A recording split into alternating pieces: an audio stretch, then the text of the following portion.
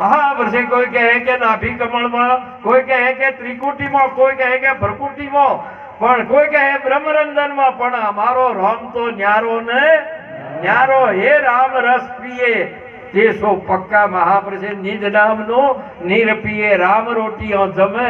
અર્જુન સો જ્ઞાની કો જ્ઞાની, જેમ નમાયા તેમ નમે.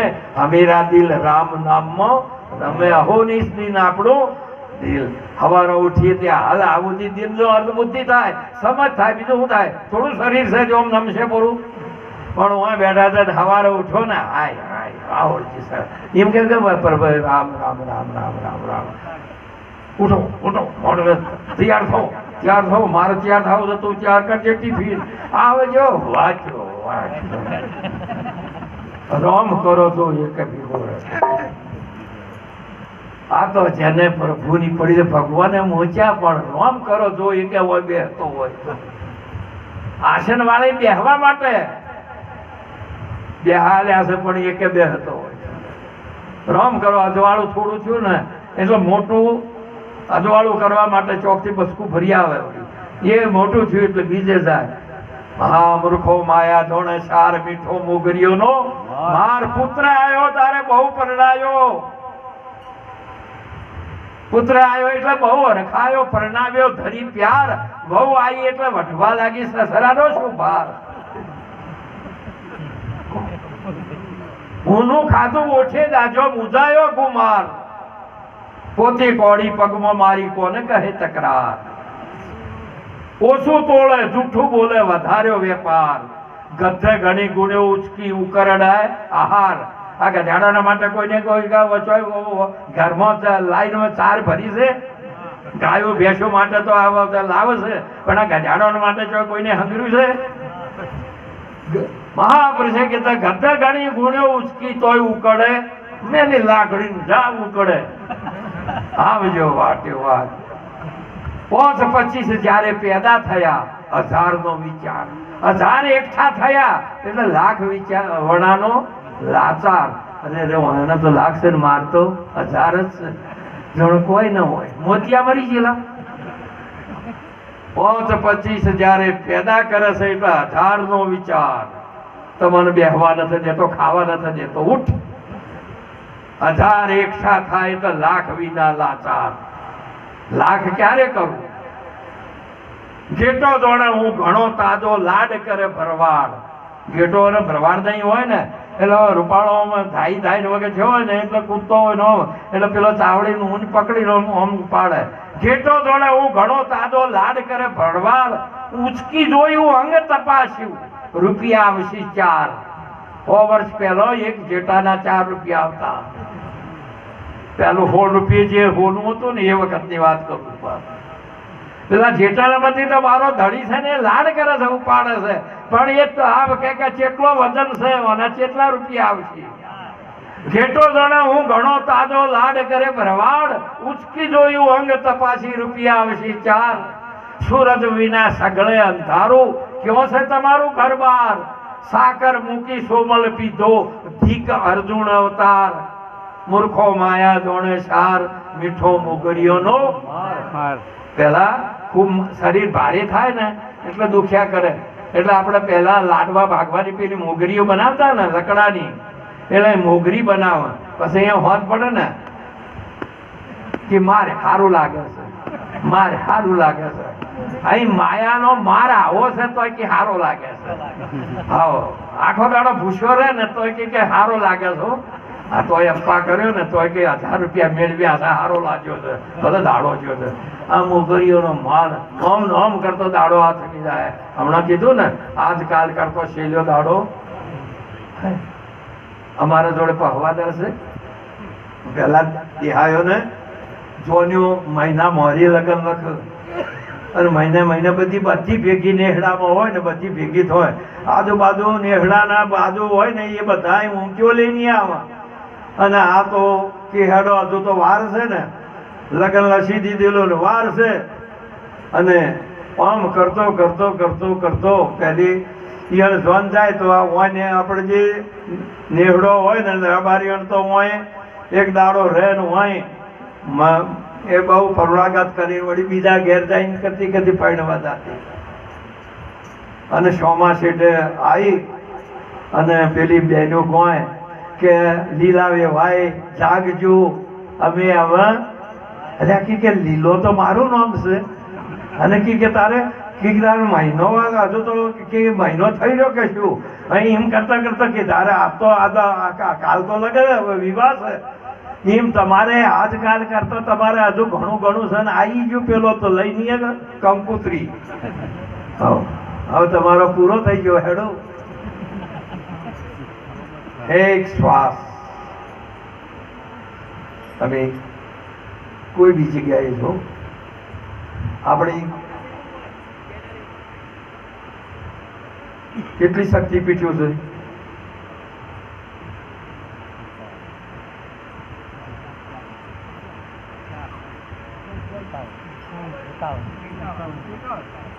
એકાવન કેટલી છે 51 અંબાજીમાં જાવ તો શક્તિ કોઈ શક્તિપીઠ ઉપર જજો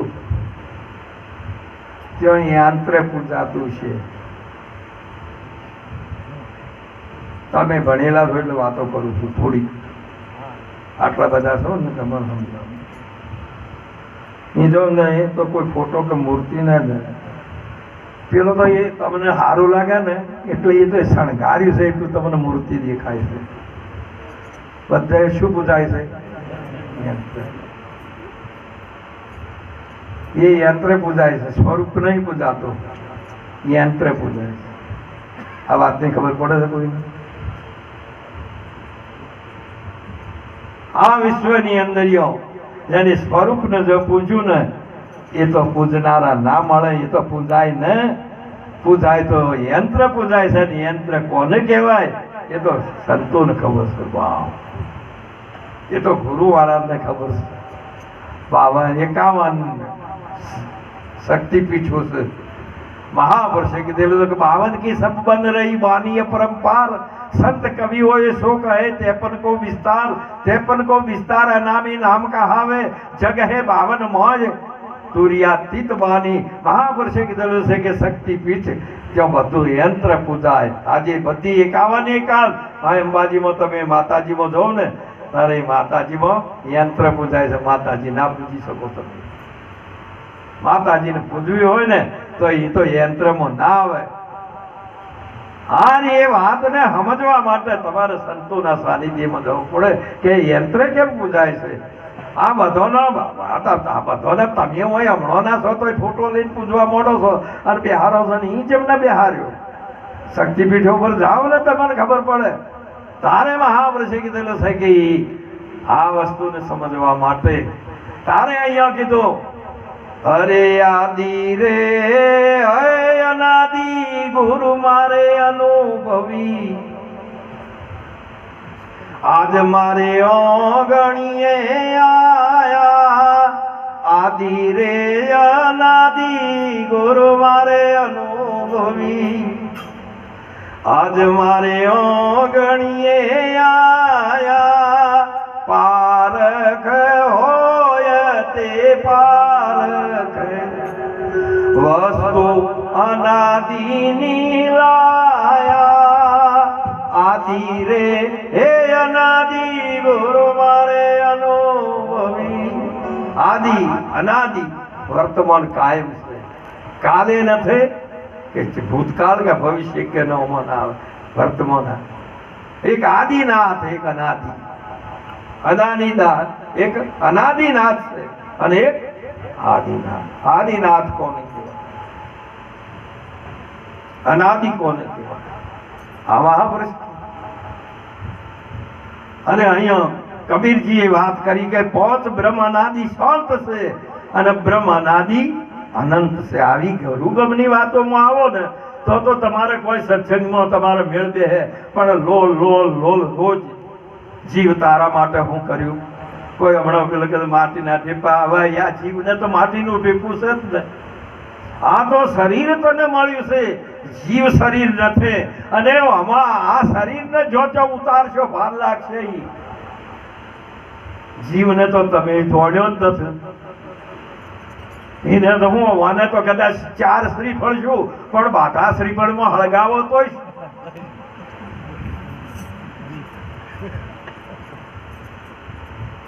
શ્રીફળનો અર્થ શું થાય? શ્રી કે તો લક્ષ્મી થાય ને ફળનો વિષ્ણુ થાય. શ્રીફળ છે ને કબલો આપણે અહીંથી ભગવાન ના મંદિરમાં જાય તો શ્રીફળ લઈ જઈએ, શ્રીફળનો પ્રસાદ થાય કે ના થાય?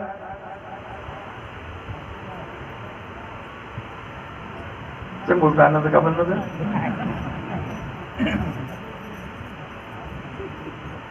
ના થાય.